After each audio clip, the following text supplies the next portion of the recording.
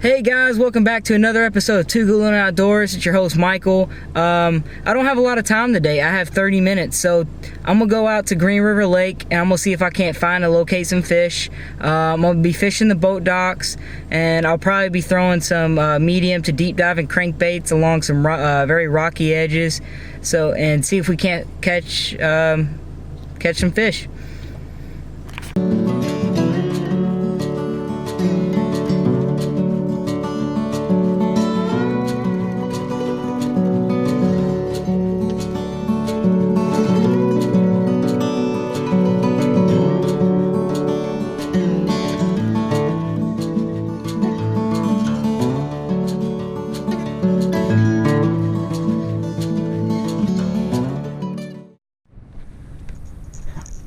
Alright, what's up guys?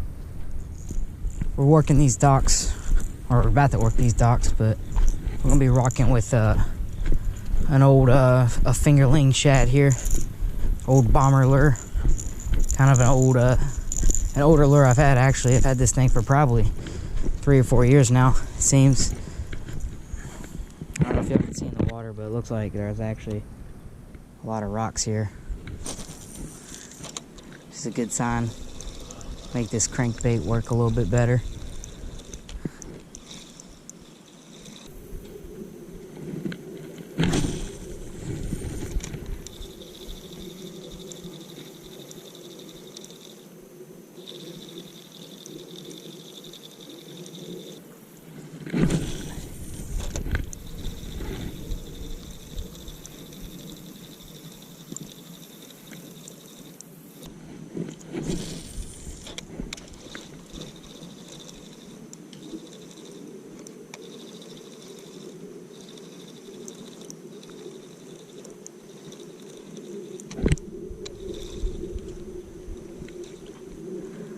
Move on down here. It's actually pretty shallow up in here.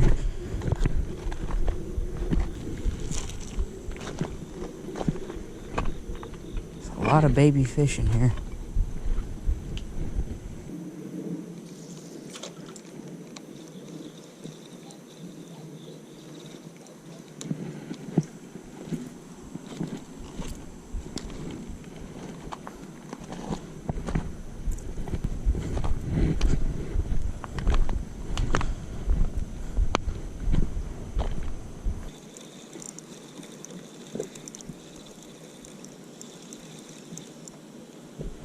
I may come back and hit right around this dock with some soft plastics maybe later on. What I'm really looking for is you know, as you see, as we're walking further and further down the bank, it starts becoming a little bit steeper, and there's more slate rock here than there was over there by the boat ramp, and that's pretty much what we're looking for. It's been so hot these last, really 2 months. It's been scorching the last 2 or 3 weeks, and then the temperature really suddenly dropped, so these fish are gonna be hard to catch. But with this rain coming in, I'm hoping it brought some bait fish along down to these down near these docks and these shallow areas. But now it's really deep in here, really big drop off. It goes from over here to all the way across. Should give our medium diving crankbait a little bit more room to work too.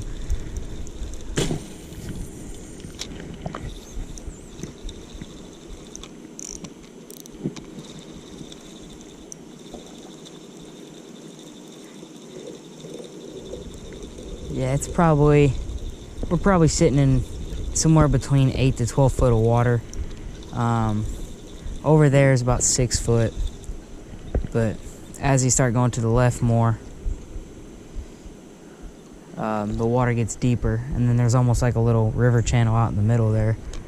And I'm trying to get on the edge of this river channel and see if I can't find any kind of underwater structure.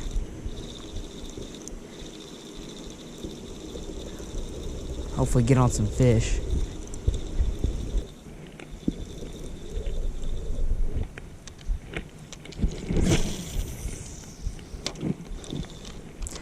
Alright, so what I'm going to start doing is I'm actually going to start making my way back towards the docks.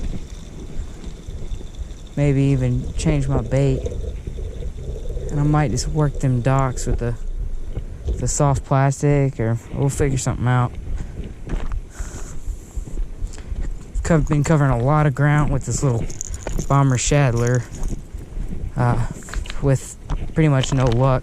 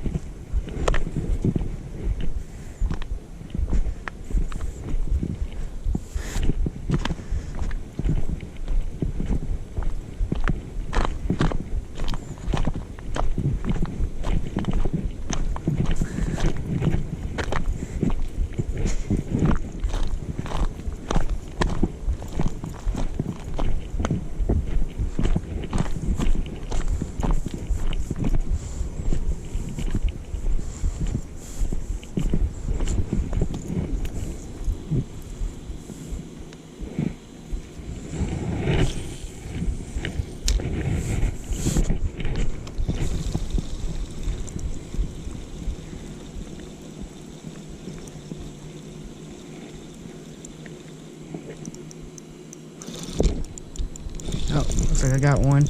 Yep. There we go. Oh. Oh. Oh. Alright, there we go. First fish of the day.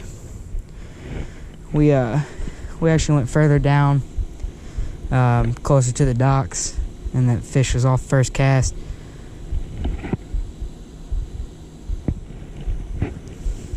Great. Well, here we go. First fish. And of course, the fish flopped on the freaking hard rock, so I'm sure someone will say something about that. Alright guys, I think I'm gonna wrap that up for the day. My GoPro battery just charged. I was here, I guess, for about 30 minutes. I only caught one fish, and was using this little bomber kind of shad, a medium diving fingerling crankbait that has the rattle on the inside. I just wanted to kind of show y'all and kind of demonstrate to y'all of how we was able to catch these fish today. So if you look out of where we was fishing, I mean, obviously we're fishing a dock, basically a marina where a lot of boats come. And these in general, as most of y'all know, if y'all have ever been out on a lake before, is these attract a lot of fish, a lot of bait fish. So right in here is where we was fishing. And it's anywhere from 6 to 8 foot deep right there. So it's not terribly deep, but about right in here. And I found this out basically on Navionics, just on their online site. I didn't even have to, I mean, you don't have to have a lot of experience with the lake you're fishing to have a general idea of where you're fishing. But about right in here, it drops off to anywhere from 12 to 16 foot deep. Now the thing is you can also tell that from the bank. I mean, you can see how steep the bank becomes around here. But generally what we was fishing today is, obviously you can see all this slate rock by me. Really rocky, really steep drop-offs, deeper water. We had a good little rain this morning, so it's been really hot the last couple days. That rain kind of is bringing these bait fish back up to kind of forage on whatever they may be foraging on, and in turn that usually brings the bass up. We had multiple bites today, but only really one good hookup and one fish. It wasn't a very big fish, but anytime that you're fishing rocks, deep water, you always want to start off with the crankbait for the most part. Mainly because crankbaits are a good bait that you can use to actually find and locate fish. And you can cover a lot of ground with crankbaits. From the bill, I already mentioned that in my GoPro clip, but the bill, you know, as it bounces off crankbaits, it kind of shoots the crankbaits up and gives them a really weird, kind of crazy action that's very hard to replicate unless you're banging against rocks. So it's important to understand the depth. so you can find a crankbait that perfectly matches that. I mean, you don't want to be fishing 6 foot deep water with a 30-foot deep diving crankbait. It's just not gonna work the same way, and it's not gonna be fun to fish. If y'all have ever used oversized lures in light shallow water before, y'all know what I'm talking about. But we came out here really quick with the goal of locating fish. Based off the, I guess you could say, the data that I collected, if I was to go out in a boat, I could locate fish all day. I would know that I need to be fishing rocks, deeper water, medium to deeper water, closer to the bank, or maybe I could go out in the middle of the lake somewhere and find a nice little rock edge, and I could find fish. I could locate fish. Hope y'all enjoyed today's video. It's been a little bit since I put one up, but please rate, comment, subscribe, and I'll see you the next time.